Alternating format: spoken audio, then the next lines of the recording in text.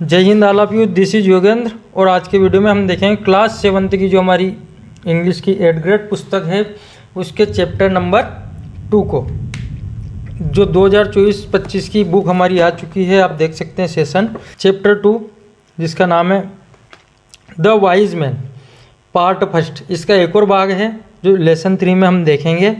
तो लेसन 2 में चलते हैं, इसको रेपिडली हम देख लेते हैं। सही विकल्प चुनकर लिखिए, choose the correct option and right. पहला क्वेश्चन है, who worked for the Nawab of Bhopal. Bhopal के नवाब के लिए कौन कार्य करता है? तो बोला जो है वो भोपाल के नवाब के लिए कार्य करता है। What did the nawab give to Bola. जो नवाब है वो भोला को क्या देता है? तो एक कोल्ट, एक घोड़े का बच्चा देता है। वाई डिड बोला एक्सचेंज द हेन फॉर मैंगोस। वाई डिड बोला एक्सचेंज द हेन फॉर मैंगोस, यानी कि आम के बदले मुर्गी को बोला क्यों एक्सचेंज करता है, यानी मुर्गी को देता है और आम लेता है। तो ऐसा क्यों होता है? तो हिज वाइफ लव्ड मैंगो चटनी। उसकी जो पत्नी थी शांति, उसको जो मैंगो की चटनी थी वो बहुत पसंद थी। The boy is wearing a red shirt is my brother. Relative pronoun who का प्रयोग होगा। The boy who is my brother, who is wearing a red shirt is my brother. The opposite gender of horse is. Horse का female gender क्या होता है? तो वो होता है मेयर। बी वाला आंसर हमारा राइट हो जाएगा। क्वेश्चन है, a group of cattle is called. इसमें कलेक्टिव प्रोनाउन जो होता है वो केटल से पहले हर्ड आता है, herd of cattle. Shanti's husband is Bola. Shanti के पति का नाम बोला था। वी स्थान to respect our elders, we ought to. हमें अपने बड़ों का सम्मान करना चाहिए। Ravi was waiting for his friends. और लास्ट है past form of the word call. Call की सेकंड फॉर्म लिखनी थी कॉल्ड। नेक्स्ट है, where did the horse trainer live. Horse trainer कहाँ रहता है? The horse trainer lived in Bhopal. Answer कितना है केवल इसका? भोपाल। और लिव था यहाँ पर, हमने इसमें जोड़ दिया डी, क्योंकि पास्ट सिंपल टेंस में जब डिड हटता है तो वर्ब की सेकंड फॉर्म आती ही है। नेक्स्ट है, who said yes it it's like an elephant. कौन ये कहता है कि ये एक हाथी की तरह खाता है? तो बोला सेड, बोला कहता है yes it it's like an elephant, कि हाँ ये एक हाथी की तरह खाता है। Right the opposite gender woman horse. Woman और हॉर्स का ऑपोजिट जेंडर लिखना था।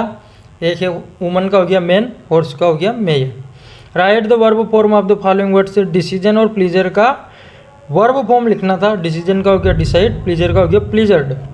प्लीजिंग भी हो सकता है इसका। How would you handle the situation if you were बोला।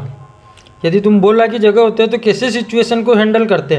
तो ठीक उसी की तरह करते। तो I would handle the situation same as Bola. Bola की तरह हैंडल करते, अलग से उसमें क्या करते। नेक्स्ट है, why did Bola wanted to buy a hen instead of a ship.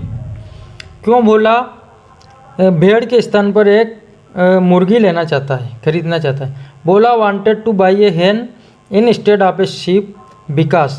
वह भेड़ के स्थान पर मुर्गी लेना चाहता है क्योंकि it would eat less than the ship, कि जो मुर्गी है वह भेड़ से थोड़ा कम खाएगी और जो घोड़ा उसका ज़्यादा चारा खा रहा था, इसीलिए वो एक्सचेंज करने यहाँ पर आया था। लास्ट नेक्स्ट है, what was the opinion of Bola and his wife selling the horse. घोड़े को बेचने में बोला और उसकी पत्नी की राय क्या थी? तो आंसर है, the opinion was that the horse ate a lot of fodder. उनकी राय ये थी कि जो घोड़ा है वो बहुत अधिक फोडर है ना, चारा, ए लॉट ऑफ है ना बहुत सारा, वो बहुत सारा चारा खाता है, बहुत अधिक घास खाता है। It it's like an elephant change into negative sentence. इसको नेगेटिव सेंटेंस में बदलना था अपने को। तो प्रेजेंट सिंपल टेंस का वाक्य है, हमको इट्स से पता चला, इसलिए नेगेटिव में बदलने के लिए हेल्पिंग वर्ब के रूप में हमने डज नॉट लगाया और इट्स जो आया था उसका एस हटा दिया। It does not it like an elephant. ये हो गया हमारा आंसर कंप्लीट। नेक्स्ट है, read the passage carefully. Passage पढ़ना है। हु सा a woman with A ship. तो बोला सा a woman with A ship, इसका आंसर केवल बोला है।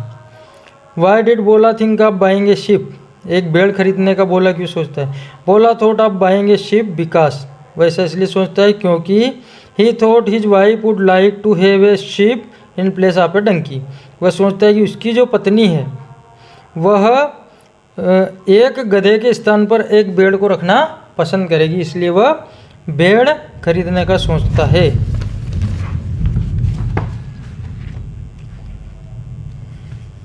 नेक्स्ट है how do you think animals help us. तुम किस तरीके से जानवर जो हमारी सहायता करते हैं। Animal help us many ways, कई तरीक़ों से वो हमारी सहायता करते हैं। लाइक एस, जैसे कि दे गिव अस मिल्क, वो हमको दूध देते हैं, ऊन देते हैं, एक अंडे प्राप्त होते हैं, मीट मांस उनसे प्राप्त होता है, और भी कई सारी चीज़ें हमको जानवरों से प्राप्त होती है। He worked hard as he passed. Give the opposite gender of woman, पहले लिख चुके हम man. Write a paragraph with the help of the clues, नीचे कुछ क्लूज दिए गए हैं, उनकी सहायता से हमको एक पैराग्राफ लिखना है। पैराग्राफ है हेल्थ के ऊपर। तो now A dash maintain a good health is very big challenge. वर्तमान समय में स्वास्थ्य को अच्छा रखना सबसे बड़ी चुनौती है। We can decide some dos and don'ts for it, हम हमारे जीवन के कुछ डज और डोंट्स उसको करने के लिए तय कर सकते हैं, जिससे हमारा स्वास्थ्य ठीक रहे। डज यानी कि स्वास्थ्य को ठीक रखने के लिए क्या हमको करना चाहिए। Doing exercise regularly, having a good sleep, always takes a healthy diet, participate in sports activity. तो ये सारी चीज़ें मैंने यहाँ से लिखी है, ठीक है। डोंट्स में भी हम कुछ चीज़ें लिख सकते हैं। Don't smoke, don't use of drugs. इस प्रकार से हम इस पैराग्राफ को लिख सकते हैं। यहीं पर हमारा चैप्टर समाप्त होता है। जय हिंद, धन्यवाद। फिर मिलते हैं एक नए वीडियो के साथ।